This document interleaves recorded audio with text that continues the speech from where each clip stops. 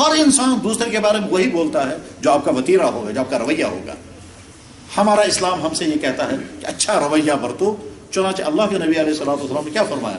فرمایا، اب بخاری میں حدیث ہے، اب غض الرجال الی اللہ العلد الخصم، اللہ کو سخت نفرت ہے اس انسان سے جس انسان کا بیہیویئر، وتیرہ، رویہ اتنا گندا، اتنا خراب ہو کہ سارے لوگ اسے دور بھاگتے۔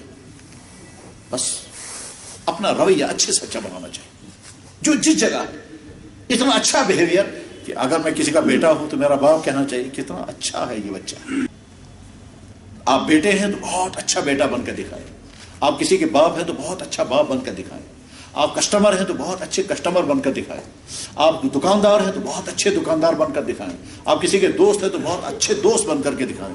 جو جہاں ہے وہاں اچھا بیہیویئر اس طرح سے کہ جب یہاں سے ہٹ جائیں، اگر آپ چاہتے ہیں آپ کے متعلق کمنٹس اچھے پاس ہوں تو یہاں سے آپ کی بیہیویئر اچھا